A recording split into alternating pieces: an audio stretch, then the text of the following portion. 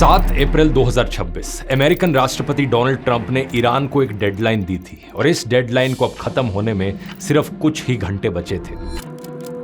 शाम के 5:36 पर ट्रंप अपने सोशल मीडिया प्लेटफॉर्म पर लिखते हैं, अगर ईरान ने डेडलाइन खत्म होने तक स्ट्रेट ऑफ हॉर्मूज को नहीं खोला तो आज रात पूरी ईरानियन सिविलाइजेशन खत्म हो जाएगी, जो फिर कभी वापस नहीं आएगी।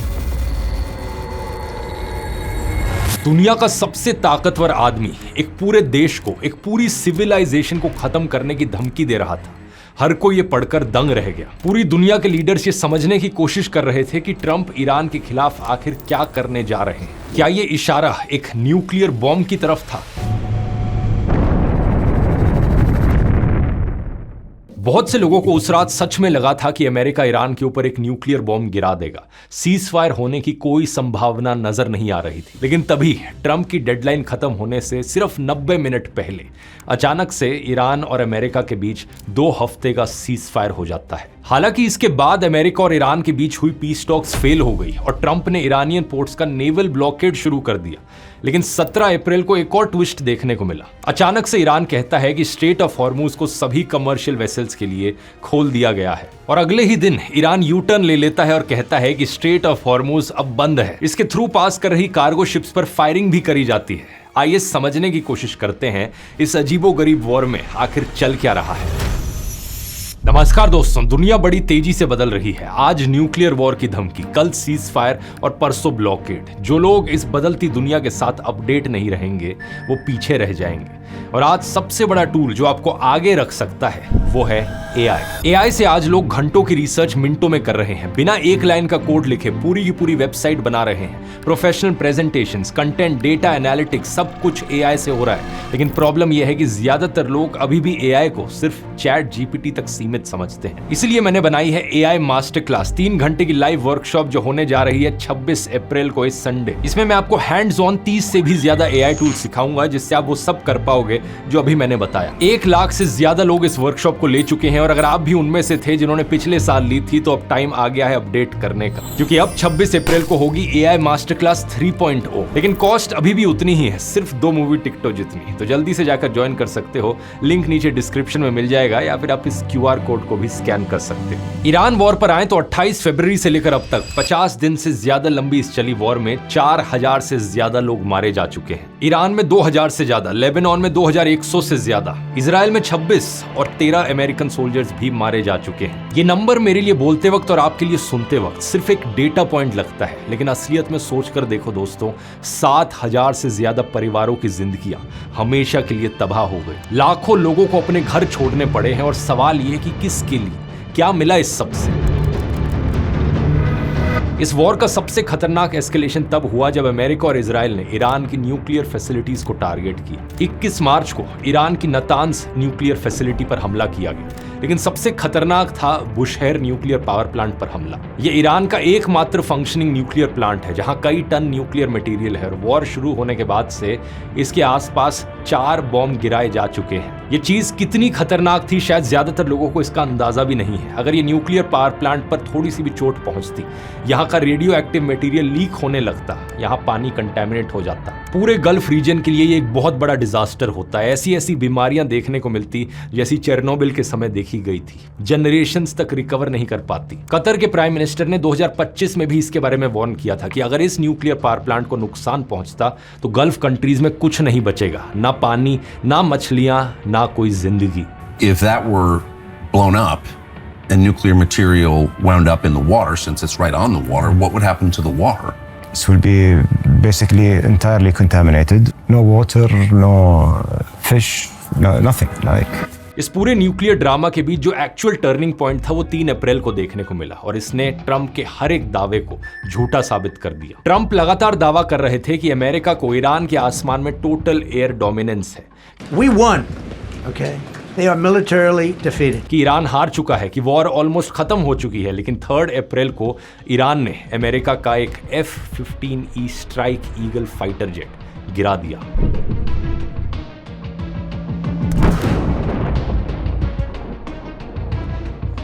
इस प्लेन में 2 लोग बैठे थे, एक पायलट और एक वेपन सिस्टम्स ऑफिसर। दोनों ईरान की जमीन पर जा गिरे। हालांकि पायलट को तो कुछ घंटों में रेस्क्यू कर लिया गया, लेकिन दूसरा बंदा जो इस प्लेन में बैठा था उसका कुछ पता नहीं चल रहा था। अब इस पॉइंट पर ईरान और अमेरिका के बीच एक रेस शुरू हुई। इस बचे हुए आदमी तक पहले कौन पहुंचेगा।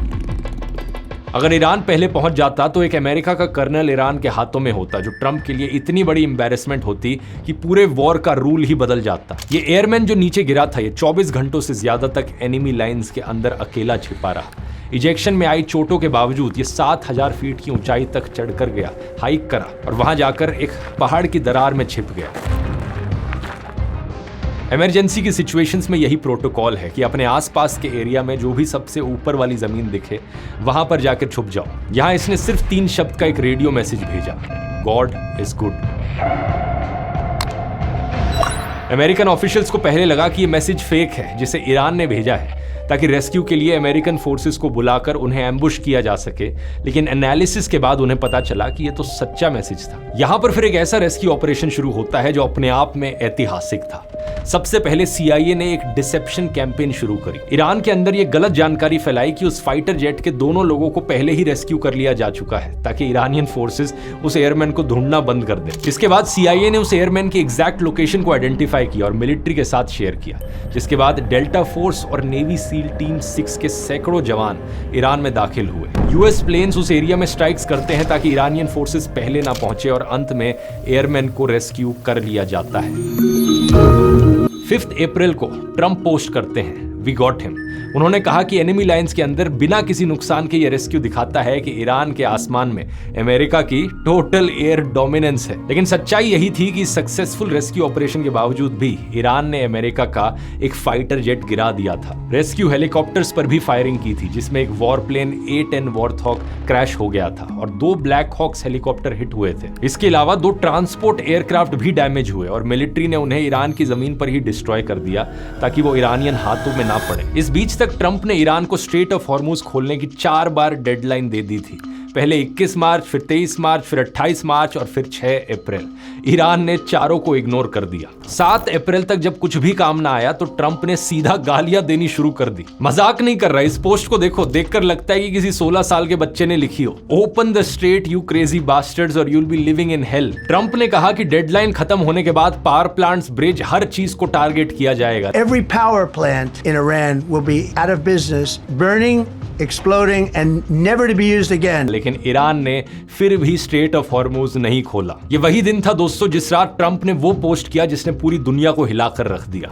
Today a whole civilization will end, one that will never come back. I don't want this to happen, but perhaps this is how it will be. Trump ने ये तक कहा कि ये वॉर क्राइम नहीं होगा क्योंकि ईरानियंस एनिमल्स हैं। They're animals and we have to stop them and we can't let them have a nuclear weapon. पूरे देश के लोगों को ही डिह्यूमनाइज कर दिया, जानवर कह दिया। एमनेस्टी इंटरनेशनल का कहना था कि ये जेनोसाइड की धमकी के बराबर है। लीगल एक्सपर्ट्स ने कहा सिविलियन इंफ्रास्ट्रक्चर को जानबूझकर टारगेट करना इंटरनेशनल लॉ के तहत वॉर क्राइम है। UN Secretary General Antonio Guterres warned the US that attacking civilian infrastructure is banned under international law. Trump की डेडलाइन में कुछ ही घंटे बचे थे। मिडिल ईस्ट में कई देशों की एम्बेसीज ने अपने सिटीजन्स को सेफ हार्बर लेने के लिए वार्निंग इशू कर दी थी।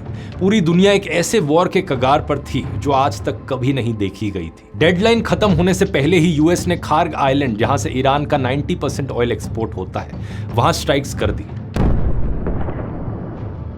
लेकिन फिर कुछ ऐसा हुआ जिसकी उम्मीद किसी ने नहीं की थी। डेडलाइन खत्म होने के सिर्फ 90 मिनट्स पहले ईरान और अमेरिका ने 2 हफ्ते का सीज फायर एग्रीमेंट अनाउंस कर दिया। और सबसे हैरानी की बात यह थी कि यह सीज फायर पाकिस्तान ने कराया था।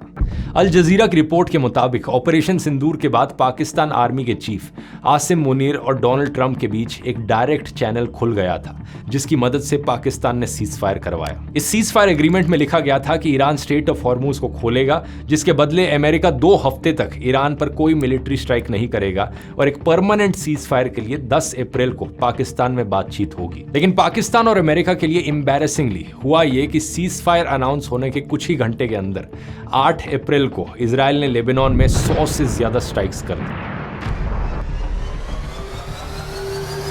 300 से ज्यादा लोग मारे गए। ये इजराइल के लेबनान पर अब तक की सबसे डेडली बॉम्बिंग थी। इजराइल के प्रधानमंत्री बेंजामिन नेतन्याहू कहते हैं कि यूएस और ईरान के बीच जो सीजफायर हुआ है उसमें लेबनान शामिल नहीं है, तो मैं यहां बॉम्ब गिरा सकता हूं। US vice president JD Vance ने भी कहा कि अमेरिका ने तो कभी सीजफायर में लेबनान को शामिल करने का वादा किया ही नहीं था। लेकिन पाकिस्तान के प्रधानमंत्री शहबाज शरीफ ने जो पोस्ट किया था, सीजफायर को लेकर जो स्टेटमेंट जारी करी थी, उसमें साफ लिखा हुआ था कि इस सीजफायर में लेबनान और बाकी सभी देश भी शामिल होंगे। इसी कारण से इसके बाद ईरान के फॉरेन मिनिस्टर अब्बास आरगची ने शरीफ को कोट करते हुए कहा कि अमेरिका को फैसला करना होगा, या तो सीजफायर करो या इजराइल के जरिए वॉर जारी रखो, दोनों चीजें एक साथ नहीं हो सकती। सीजफायर पर यह कंफ्यूजन जारी रहता है। 11 अप्रैल को इस्लामाबाद में यूएस ईरान पीस टॉक शुरू होती है। दोनों साइड्स के बीच 21 घंटे तक बातचीत चली, जिसमें ईरान ने 10 पॉइंट पीस प्रपोजल रखा। इसमें ईरान की डिमांड्स थी कि उस पर लगी सारी सैंक्शंस हटा दी जाए, स्ट्रेट ऑफ हॉर्मुज पर ईरान का कंट्रोल रिकॉग्नाइज किया जाए और यूएस फोर्सेस मिडल ईस्ट से विड्रॉ कर लें, और सबसे इंपॉर्टेंट, ईरान के यूरेनियम एनरिचमेंट के राइट को एक्सेप्ट किया जाए। ट्रंप के मुताबिक ज्यादातर पॉइंट्स पर सहमति बन गई थी, लेकिन वो पॉइंट जो सबसे ज्यादा मैटर करता था, न्यूक्लियर पावर को लेकर, उस पर सहमति नहीं बनी थी। 12 अप्रैल की सुबह यूएस डेलीगेशन को हेड कर रहे जेडी वैंस अनाउंस करते हैं एग्रीमेंट नहीं हो पाया। न्यूयॉर्क टाइम्स के मुताबिक अमेरिका चाहता था कि ईरान 20 साल तक अपनी सारी न्यूक्लियर एक्टिविटी को सस्पेंड कर दे, लेकिन ईरान सिर्फ 5 साल तक न्यूक्लियर एक्टिविटी सस्पेंड करने को तैयार था। पीस टॉक्स फेल होने के तुरंत बाद ट्रंप ने अनाउंस किया कि यूएस नेवी अब ईरानियन पोर्ट्स का कंप्लीट ब्लॉकेड शुरू करेगी। अब यहां पर एक स्ट्रेट ऑफ हॉर्मुज पर 2-2 ब्लॉकेड्स लग गए थे।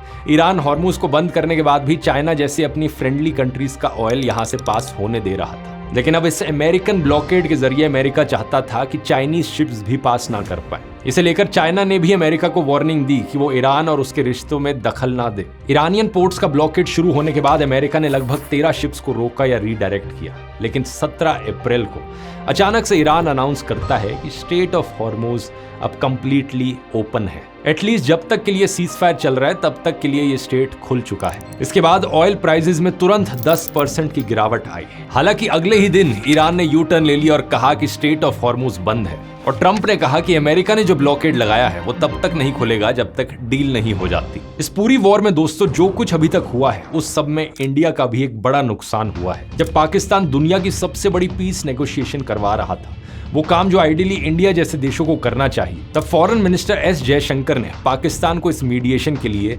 दलाल कहा। जयशंकर ने कहा कि इंडिया इसलिए मीडिएशन नहीं कर रहा क्योंकि इंडिया पाकिस्तान की तरह दलाल देश नहीं है। लेकिन मीडिएशन तो छोड़ो दोस्तों, इस सरकार से अपने देश के इंटरेस्ट तक सिक्योर नहीं किए जा रहे। 18 अप्रैल को 2 इंडियन फ्लैग्ड मर्चेंट वेसल्स, जिनमें से एक सुपर टैंकर भी था, वो स्ट्रेट ऑफ हॉर्मुज क्रॉस करने की कोशिश कर रहे थे। इस सुपर टैंकर में 2 मिलियन बैरल्स इराकी ऑयल था और अचानक से IRGC गन बोट्स ने इन पर फायर करना शुरू कर दिया। इसका ऑडियो भी सामने आया है जिसे आप सुन सकते हैं।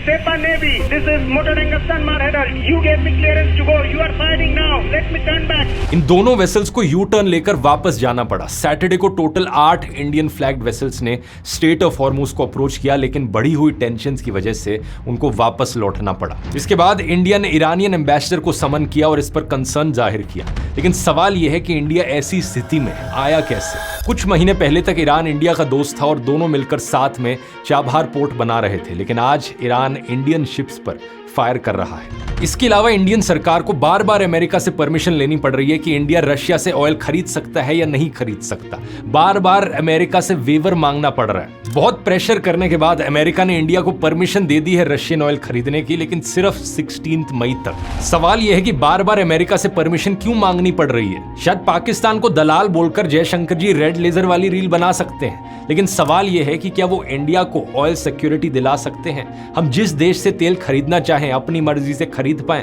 हर बार अमेरिका के सामने जाकर भीख ना मांगनी पड़े। इस सब के बीच में दोस्तों अच्छी खबर यहां पर यह है कि इजराइल और लेबनान के बीच में भी अब 10 दिन का सीज फायर डिक्लेयर हो गया है। इसे अमेरिका ने मीडिएट किया और ट्रंप ने पोस्ट करके बताया कि नेतन्याहू ने फोन कॉल पर सीज फायर के लिए एग्री कर लिया है। 10 दिनों के बाद परमानेंट पीस के लिए नेगोशिएशंस होंगी। हालांकि इजराइल ने कहा है कि उसके ट्रूप्स अभी भी सदर्न लेबनान में रहेंगे। अब लेटेस्ट अपडेट यह है कि 22 अप्रैल को जो 2 हफ्ते का सीज फायर हुआ था ईरान और अमेरिका के बीच में, यह खत्म हो रहा रहा है और सवाल यह है कि क्या इससे पहले इन दोनों देशों के बीच में डील हो पाएगी। अगर डील नहीं होती तो वॉर फिर से शुरू होने का खतरा है। लेकिन एक दूसरा बड़ा सवाल यह है कि अगर डील होती भी है तो क्या इजराइल इससे मानेगा। इस पूरी वॉर के बीच इजराइल ने एक और ऐसा काम किया है जिसने पूरी दुनिया को हिलाकर रख दिया।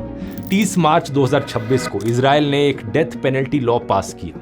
ये लॉ शायद दुनिया के सबसे डिस्क्रिमिनेटरी लॉज में से एक है। इस लॉ के तहत जिसे भी टेररिज्म रिलेटेड ऑफेंसेस में दोषी पाया जाएगा उसे फांसी दे दी जाएगी। लेकिन हैरानी की बात यह है कि ये लॉ सिर्फ वेस्ट बैंक के पैलेस्टीनियंस पर अप्लाई होगा।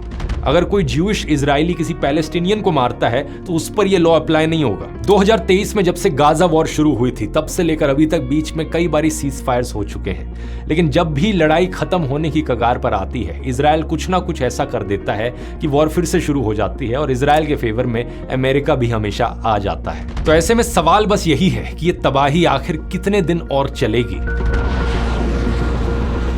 उम्मीद करता हूं वीडियो इन्फॉर्मेटिव लगा होगा। एआई मास्टर क्लास को ज्वाइन करना मत भूलना, जो कि इस संडे 26 अप्रैल को होने जा रही है। यहां क्लिक करके ज्वाइन कर सकते हो। बहुत बहुत धन्यवाद।